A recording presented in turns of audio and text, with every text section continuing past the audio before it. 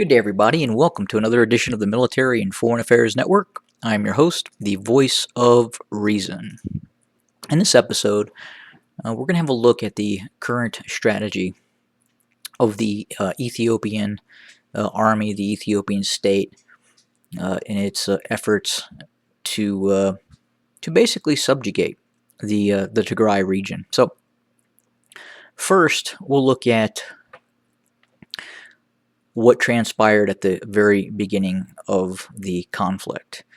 And late last year in 2020, probably at the beginning of 2020, this plan to launch an invasion of the Tigray region was put into place.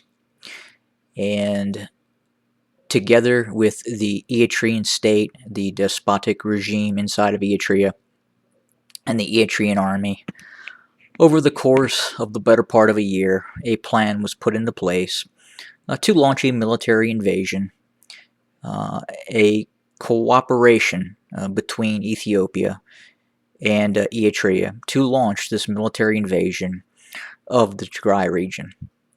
Now, yes, the operation by the North against the Northern Command of Ethiopia was the pretext for launching this operation. It was under the guise of that operation by the Tigray Regional Defense Forces.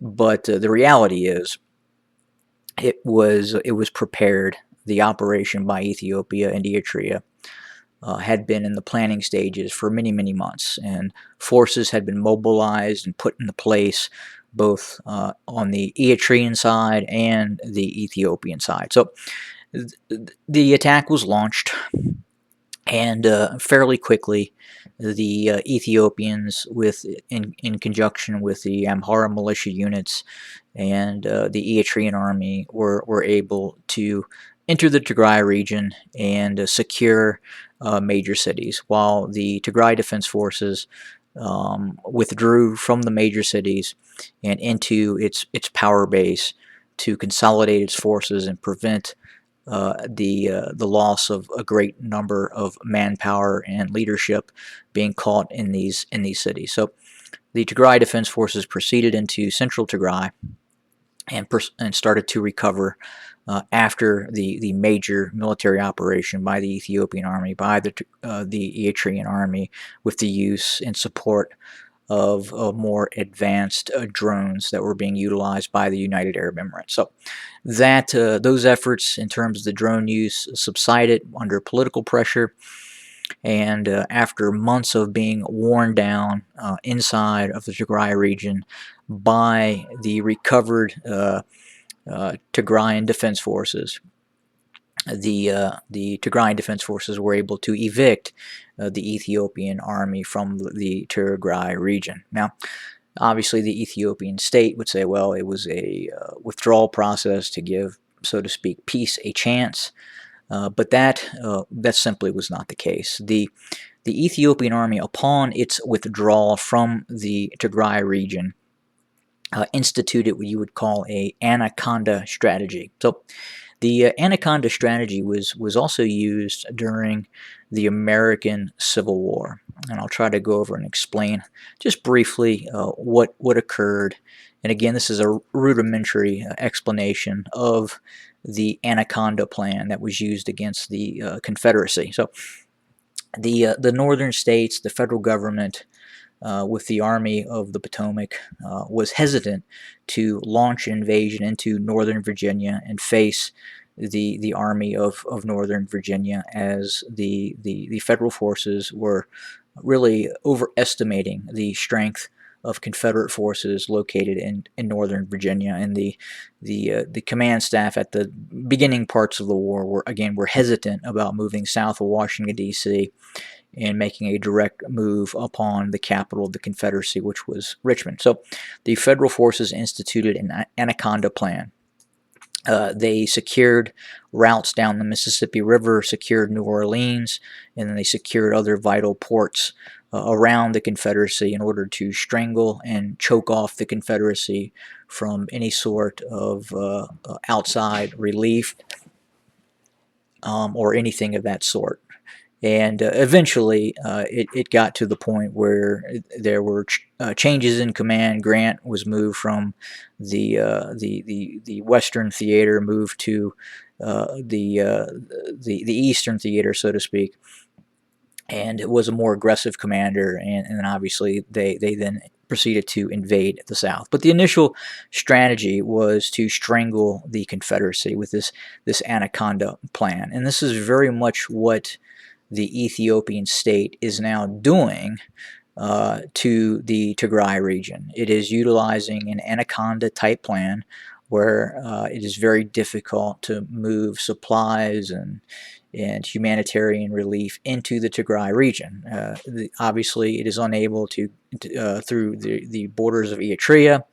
Western Tigray is essentially sealed off, and then obviously Ethiopia from the Afar region and the Amhara region, also nothing is going to get through. So that really leaves the Tigray region, the Tigray Defense Forces, really with one option, and either they basically starve to death under this Anaconda plan, or they react and they attack, and that is what they have chosen to do, because it's really the only recourse at this point is a direct invasion into the Amhara region, which we are seeing now. So the current strategy within the context of the Ethiopian forces is to try and maintain that Anaconda strategy. It would appear that it is attempting a bend but don't break strategy, especially in the South, where there has been some fairly significant losses in the terms of territory and military defeats that continue to occur.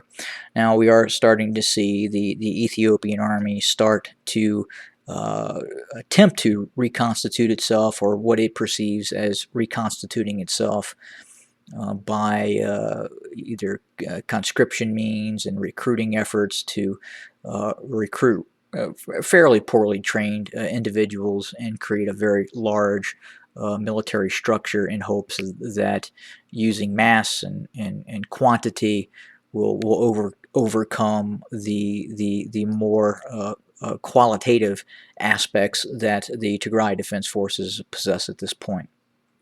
But that's pretty much the strategy Ethiopia is currently utilizing.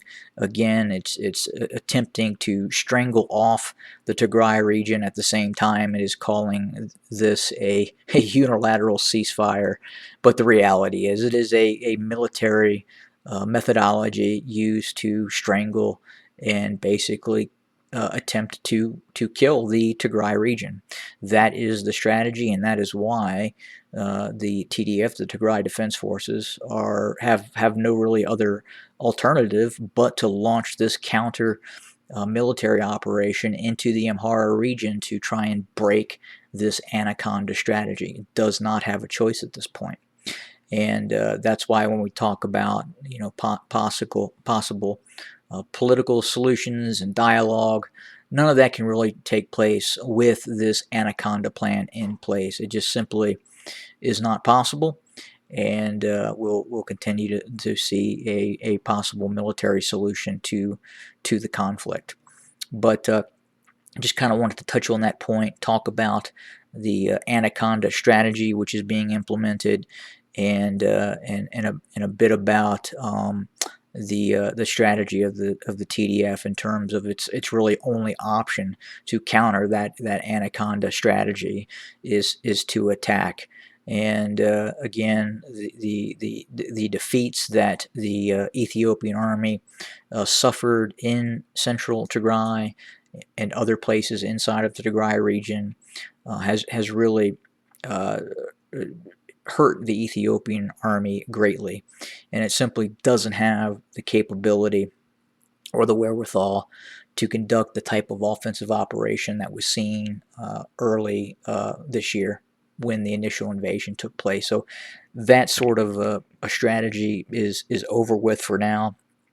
And I don't foresee the Ethiopian army having that kind of capability again for at least a year, if not more, until a proper reconstitution is conducted by the Ethiopian military. And it would appear that the Eritrean military as well just really does not want to get back into the Tigray region at this point, and that's kind of why it got out. It was just too costly for them.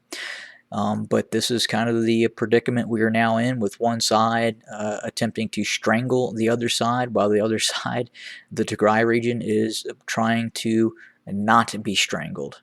And that is why no one is talking. Have a great day, everybody.